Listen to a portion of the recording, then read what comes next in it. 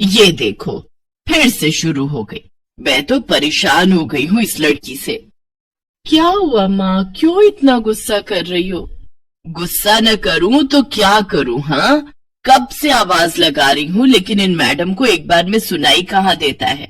ओहो माँ, आप ही देखो ना, मैंने कितना सुंदर डिजाइन बनाया, बस इसी में ध्यान लगा था मेरा, शायद इसीलिए आपकी आवाज सुनाई नहीं दी होगी। अच्छा बताओ क्या काम है, मैं ये बाद में पूरा कर लूंगी। कुछ काम नहीं, खाने की थाली कब से लगा कर रखी है, अब महारानी को फुर्सत मिल गई हो तो चलकर खा लो। अच्छा खाना खाना है, अब आप शुरू करो, मैं बस 2 मिनट में आऊं। हाँ हाँ पता है तेरे 2 मिनट। अरे क्या हो गया, इतने गुस्से में क्यों हो भाग्यवान? अब आप ही समझा लीजिए अपनी लाडली को, मेरी तो एक नहीं सुनती। हाँ तो क्या हो गया, तुम पे ही तो गई है। आपको मजाक सूझ रहा है? यहाँ मेरा दिमाग खराब हो रहा है, सारा दिन बस मेहंदी की डिजाइन बनाती रहती है और कोई काम ही नहीं है इसे। इसका मतलब वो सच में तुम पर ही गई है। तुम्हें भी तो मेहंदी लगाने का बड़ा शौक था ना इस उम्र में। हाँ, पर मैं घर का सारा कामकाज निपटाने के बाद ये सब करती थी। अरे ये तो खाना पीना भी छोड़कर बैठी है। क्या बनाया माँ? खुशबू तो बड़ी अच्छी आ रही है। मिल गई तुझे फुर्सत। हाँ माँ, देखो ना मेरा आज का डिजाइन, पापा देखिए ना कैसा है। सच में डिजाइन तो वाकई बढ़िया बनाया है लाडो। ये लाडो बोल बोल कर आपने ही इसका दिमाग खराब करके रखा है। मेरी जान को कितना काम है पता है, ती जा रही है, मगर ये लड़की मेरी बिल्कुल मदद नहीं करती। ओहो, आज सिर्फ खरी खोटी ही सुनाओगी या कुछ खाना भी मिलेगा भाग्यवान? अरे सुमित्रा कहाँ हो, जल्दी आओ। क्या हुआ जी? जरा इस फोटो को तो देखो, कैसा है लड़का? दिखने में तो बहुत ही बढ़िया है। हाँ वो कानपुर वाले फूफा जी है ना, उन्होंने बताया है इस लड़के के बारे में। अपनी हिना के लिए कैसा रहेगा? लड़का काम क्या करता है और परिवार में कौन कौन है? फूफा जी बता रहे थे कि कानपुर में इनका अपना कारखाना है, वहाँ ये अपना दोने पत्तल और डिस्पोजल वगैरह बनाते हैं। ये अच्छा पैसा कमा लेता है, फूफा जी के रिश्तेदारी में है। हाँ, पर उससे पहले ये फोटो एक बार हिना को तो दिखा दो, उसे लड़का पसंद आ जाए तभी बात आगे बढ़ानी चाहिए ना। अरे हाँ, ये भी सही कह रही हो। लाडो, ओ लाडो। अरे ऐसे कैसे? मैंने सारे रिश्तेदारों को बुला लिया है, मेरी सारी फ्रेंड्स भी आने वाली है, मैं क्या कहूँगी उन्हें? ये सरला देवी और जया जी के नाम के मनी ऑर्डर हैं। लाओ लाओ भैया, जल्दी से मुझे दे दो। ये सरला देवी के हस्ताक्षर करके ही उन्हें मिलेगा। माँ जी आराम कर रही हैं, लाओ मैं अंगूठा लगवा कर लाती हूँ। ए बुढ़िया, जल्दी से इस कागज पर अंगूठा लगा दे। भैया मनी ऑर्डर मुझे दे दो। जया सारे पैसे अपने पास रख लेती है और अपने और बेटे बिट्टू के लिए खाने पीने की चीजें खरीद लाती है। माँ बहुत भूख लगी है। ये देख मैं तेरे लिए कितने सारे पकवान लाई हूँ, पूड़ी छोले समोसे कचौड़ी।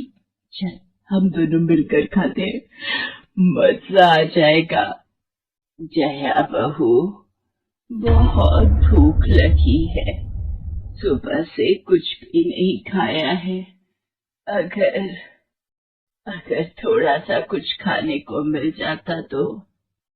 पता नहीं इस बुढ़िया को कितनी भूख लगती है, जब देखो हम माँ बेटे के खाने पर नजर लगाती रहती है। ये ले पकड़, आधी कचौड़ी दे रही हूँ, अब रात तक कुछ खाने को नहीं मिलेगा। और तुझे तो मैंने बोला था कि कपड़े धो देना, तेरे से अभी तक कपड़े नहीं धुले।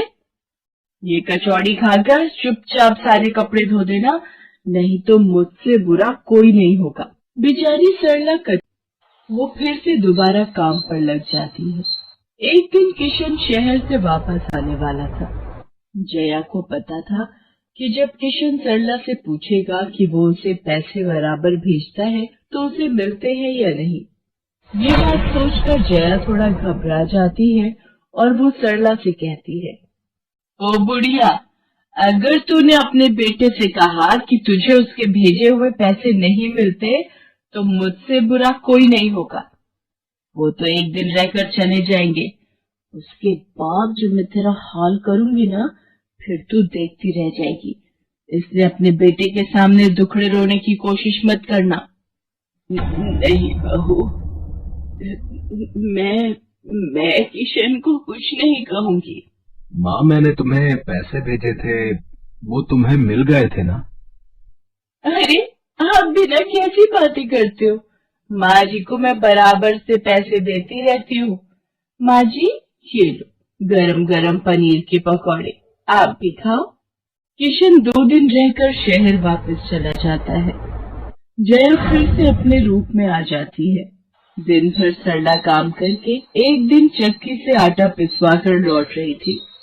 सुमन, ये तेरे साथ कौन है? ये रास्ते में बेहोश हो गई थी, मैं ये घर ले आई। लगता है इन्हें होश आ गया है। अब कैसा लग रहा है आपको? मैं ठीक हूँ बेटी, तुम्हारा बहुत बहुत शुक्रिया बेटी। माँ जी, आप इतनी भारी आटे की बोरी अकेले ही उठा कर ले जा रही थी, आपके बच्चे या कोई? माँ जी, कोई परेशानी है तो आप हमसे कह सकते हो। मुझे लग रहा है आप बहुत परेशानी में हो। क्या करूं बेटी, मैं इस जीवन से हार गई हूँ। अब इस संसार में जीने की कोई इच्छा नहीं है मेरी। माँ जी, ऐसा मत सोचिए, आप जीवन से यूं निराश मत होइए। अब आप अपनी बहू के पास वापस मत जाना, आप यहाँ हमारे साथ रहो। बेटी, तुम बहुत अच्छी हो, भगवान तुम्हारा भला करे। तुम लोग यहाँ गांव में रहती हो क्या? जी माँ जी, हम मेहंदी वाली हैं। हम लोग मेहंदी लगाने का काम करती हैं और आसपास के गांव और शहरों में मेहंदी लगाने जाती हैं। क्या मैं भी ये काम सीख सकती हूँ? क्यों नहीं, बिल्कुल। और ये तो बहुत अच्छी बात है, हमारे ग्रुप में आप भी जुड़ जाओगे। मैं आपको मेहंदी लगाना सिखाऊंगी। सरला अब उन लड़कियों के साथ ही रहने लगी। इधर जया सरला के कुछ दिन तक वापस न आने से घबरा जाती है। ये बुढ़िया इतने दिनों से कहाँ गायब है? मुझे तो कोई खोज खबर नहीं है। बिट्टू के बापू ने हम सबको अचानक शहर बुलाया है। वहां जाकर अब यही बोलना पड़ेगा कि बुढ़िया की तबीयत खराब थी, इसलिए नहीं ला सकी। जया बिट्टू को लेकर किशन के पास शहर पहुंचती है।